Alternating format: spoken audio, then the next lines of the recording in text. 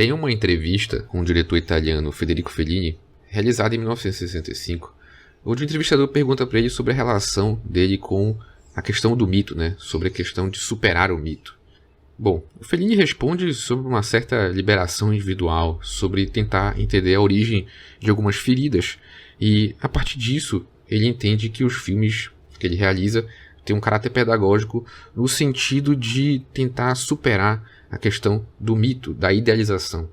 O que o Fellini diz, no fundo, é que ele pensa que os seus projetos, né, que a gente tem que começar a amar e aceitar a vida como ela é. E que a idealização é em algum sentido perigosa, você projetar a sua vida através de imagens idealizadas. Farli accettare ed amare la vita così come essa è, senza più idealizzarla, senza più concettualizzarla, senza più proiettarsi in immagini idealizzate ou sul piano morale, sul piano ético. Assim sendo, ele pensa que seus filmes têm um caráter educacional de superar essas ideias, e por isso essa ideia de retornar, talvez, da origem, de onde surgiu essas ideias, dessas feridas que foram infligidas, digamos assim. Tem muitos filmes do Fellini que a gente pode pensar como exemplo. Ele até cita alguns nessa entrevista. No caso aqui eu vou trazer umas cenas do E la nave va, que é um filme de 83 do Fellini, e é um filme que se passa num navio, e eu acho que eu ouvi alguma entrevista que ele realmente queria que as águas que o navio está navegando, queriam que elas fossem o mais falsas possíveis. Ele queria que a gente percebesse que aquilo era feito num estúdio. Pô, eu não achei o trecho dele falando sobre isso, mas o final do filme talvez fale por si.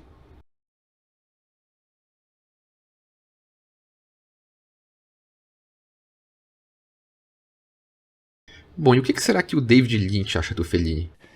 And I love Fellini. Watch them over and over. No filme Mulholland Drive, uma jovem atriz viaja para Hollywood e se vê emaranhada numa intriga secreta com uma mulher que escapou por pouco de ser assassinada e que agora se encontra com amnésia devido a um acidente de carro. Seu mundo se torna um pesadelo e surreal. Bom, essa seria a sinopse do Mulholland Drive, o Cidade dos Sonhos, que assim como outros filmes do Lynch, ele se divide claramente em dois momentos. A gente tem o primeiro momento com uma mise-en-scène muito mais clássica, convenções típicas de montagem e iluminação do cinema. Tem uma trama linear, né, que foi essa trama que eu li na sinopse, mas tem outras duas tramas também, que seriam a trama do diretor de cinema tentando realizar um filme, onde a gente tem toda uma estrutura opressiva de Hollywood e até meio mítica, com figuras como um cowboy que tomam as decisões sobre os rumos que um filme vai tomar. É interessante como o Lynch constrói essa estrutura. Remete até uma ideia de máfia, assim, onde você tem que tomar a decisão, senão você é queimado. Até de certa forma talvez tenha uma crítica a toda a produção hollywoodiana nesse sentido. E o que é engraçado, né? Eu comentei no vídeo sobre o Duna, em como a relação do Lynch com esse aspecto da indústria, né? E esse filme, que é o mais popular e famoso do Lynch, talvez, ele foi um filme que não é uma produção americana, é uma produção francesa. O dono do canal Estúdio Canal, né, Alain Sordi, foi que produziu esse filme, né? Então, é mais um exemplo sobre a relação do Lynch com a questão da indústria americana. E outra trama que tem também é um assassino de aluguel, que até remete a um humor pastelão. Então a gente tem essas três tramas ocorrendo concomitantemente, e com uma linguagem mais clássica e que, de alguma forma, instiga essa investigação, especialmente na trama principal. E no segundo momento, a gente teria a exposição de que tudo não passava de um sonho, né? Até por isso, o título que o filme foi localizado aqui no Brasil, Cidade dos Sonhos. E tudo isso acontecia de uma ruptura que acontece entre os dois momentos no Teatro Silêncio, onde, de alguma forma, a magia do cinema é revelada, no sentido de que o Lynch expõe, de alguma medida, que tudo é falso, de que tudo é um espetáculo, a partir da afirmação que não há banda, tudo é uma gravação. E no segundo momento do filme, a gente tem a apresentação dos mesmos elementos da primeira parte, só que reimaginados de uma maneira realista, né? Até a mise-en-scène muda completamente no segundo momento. A gente tem algo muito mais errático, até uma questão de temporalidade e linearidade é totalmente quebrada em relação à primeira parte do filme, né? No segundo momento, a gente tem uma fotografia muito mais escura, a gente tem, de novo, essa questão da montagem brincando com um aspecto de linearidade, né? Que no primeiro momento a gente tem essas convenções mais clássicas de conversa, né? Plano e contraplano. No segundo momento a gente tem algumas sequências onde certos personagens aparecem falando e eles simplesmente desaparecem. É como se quedasse totalmente uma estrutura narrativa clássica que é apresentada na primeira parte. E é curioso como todos os elementos que estão na primeira parte, eles são postos na segunda parte de uma maneira que seria a real, né? E essa dicotomia entre dois mundos é elaborada de diversas maneiras por diversos comentadores. O que eu sempre tinha citado nos podcasts e nos vídeos é o Todd McGowan, do Impossible David Lynch. Ele faz uma abordagem mais psicanalítica, digamos assim, e ele elabora essa ideia de um mundo da fantasia, que seria justamente esse mundo mais claro, esse mundo onde a gente tem essa narrativa mais linear, né? Isso aparece não só nesse filme, mas no Estrada Perdida, de maneira mais clara também, no Blue Velvet, enfim, em todos os filmes o Todd McGowan elabora essa questão do mundo da fantasia. E teria o mundo do desejo, que seria esse mundo da falta, esse mundo escuro, esse mundo onde os personagens estão em penúria. Seria justamente o segundo momento do filme. E, enfim, existem várias concepções que se pode ter sobre essa dicotomia dos dois mundos, né? Até remetendo à introdução que eu fiz do Fellini, essa ideia de uma idealização. E eu acho curioso como essa idealização, como o Lynch coloca, seja posto como o mundo da fantasia, seja posto como o mundo dos sonhos, remete ao imaginário hollywoodiano. É como se Hollywood povoasse a nossa imaginação, nossos sonhos e a nossa fantasia. E não só povoasse, mas desse a estrutura para que a gente sonhasse e imaginasse. E é por isso que todos os sonhos, todas as fantasias do Lynch remetem a clichês hollywoodianos, né? Slavoj Žižek, que é um filósofo esloveno que tem vários textos sobre o Lynch, comenta sobre como o Lynch ama os clichês, né? E ele ambienta esses filmes a partir desses clichês, mas em alguma medida ele quer extrapolar os clichês, ele quer expandir esses clichês. E de novo o Žižek argumenta que a narrativa, que tem como a principal forma da fantasia, né? A principal forma da fantasia é a narrativa, ela organiza nosso imaginário e o tempo também. É por isso que a segunda parte do filme tem até uma quebra de uma certa temporalidade, de uma certa linearidade. Então a fantasia, em alguma medida, apesar de ter esse aspecto falso, apesar de você ter esse aspecto enganador, ela, além de organizar nossa imaginação, além de alguma forma dar uma vazão ao desejo, né? O desejo da personagem também de desejo carnal da personagem, ela reorganiza isso através de uma narrativa. Ela também reorganiza o tempo, né? O que de alguma medida traz essa ideia que a primeira parte tem de linearidade e a segunda parte tem esse tempo mais errático e até em alguns momentos difícil de entender.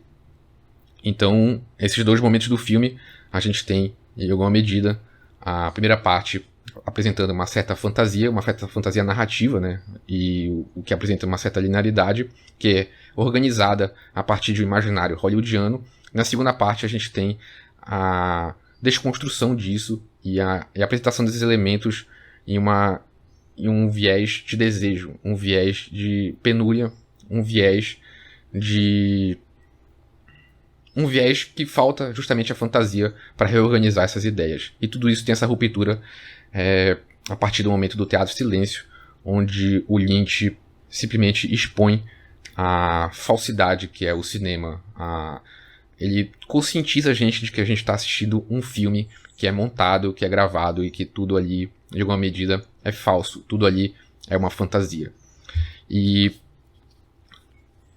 só para fechar, eu acho curioso como no livro Masters of Cinema, do Thierry Joussuet, eu já citei esse livro aqui, ele pontua que esse filme é da terceira fase da carreira do Lynch, né? Eu nunca tinha pensado muito nessa noção de fases da carreira do Lynch.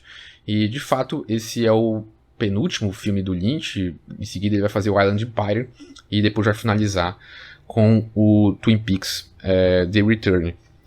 E outra coisa que eu queria citar também, a desencargo de ilustrar um pouco essa concepção do filme, né, seriam falas do Peter Diamond, que é o diretor de fotografia do filme, né. O filme foi filmado em Panavision, né, e o diretor comenta sobre uma questão de utilizar uma certa nitidez dos tons de pele, assim, ser muito agressivos, e um visual neo-noir, o que coaduna bastante com essa ideia de máfia que a primeira parte do filme tem, né, com essa noção de uma estrutura hollywoodiana que decide as coisas com um aspecto de máfia, mas que de novo remete justamente a esse imaginário que é criado por Hollywood através desses filmes de, por exemplo, neo-noir, né, que seria o visual que o filme remete, né, a fotografia que o filme remete. E ao mesmo tempo o diretor comenta sobre como o Lynch lida com as cenas, de criar momentos onde a cena vai reagir à temporalidade que está ocorrendo ali, mas justamente quando está no mundo da fantasia, digamos assim, na primeira parte do filme, né? Então, o diretor de fotografia comenta que o Lynch queria que a iluminação de uma determinada cena tivesse a impressão de que o tempo está passando, ou seja, tem uma nuvem que cobre e traz alguma sombra, né, em algumas cenas externas. E então o Lynch queria trazer essa ideia de uma certa linearidade, um certo desenrolar do tempo, justamente nessa primeira parte do filme, que é muito mais ensolarado, né?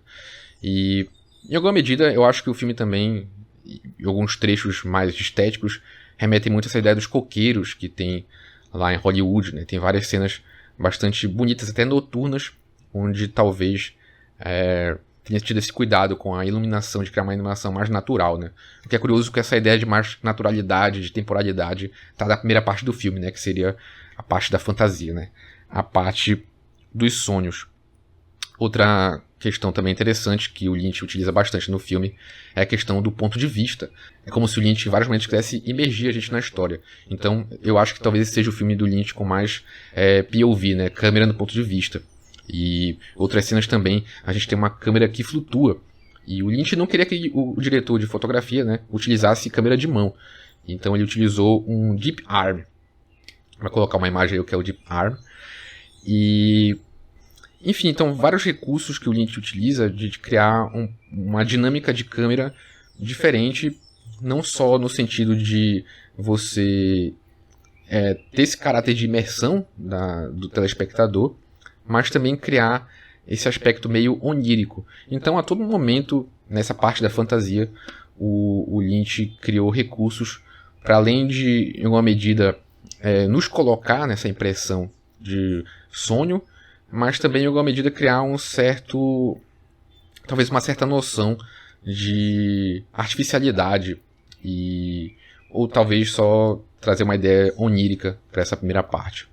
Bom, então só para concluir, eu acho que por mais que talvez por uma primeira impressão o filme tenha uma certa complexidade narrativa, eu acho que a partir do momento que a gente reflete sobre essas questões que são bastante recorrentes, né, na cinematografia do Lynch, né, essa questão da dicotomia entre um mundo onírico e um mundo real, e como esses dois mundos se complementam e se trazem perguntas que são respondidas por ambos. Tanto um responde o outro, como um faz perguntas para o outro, né? Cada momento traz essa dinâmica. Eu acho que fica fácil de se relacionar com os filmes do Lynch.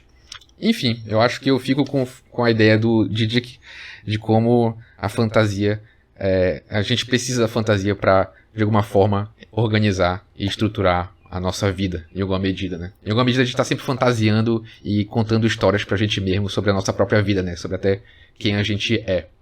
Bom, esse foi o vídeo sobre o Mulholland Drive. Essa semana eu vou falar sobre o História Verdadeira no podcast. O link vai estar na descrição. E na semana que vem é a última semana da Maratona David Lynch, onde eu irei falar sobre os curtas e os comerciais do Lynch. E no podcast eu vou falar sobre o Império dos Sonhos. Então, se você se interessar por David Lynch, sintonize no canal, se inscrevendo, deixando like e comentários. É isso.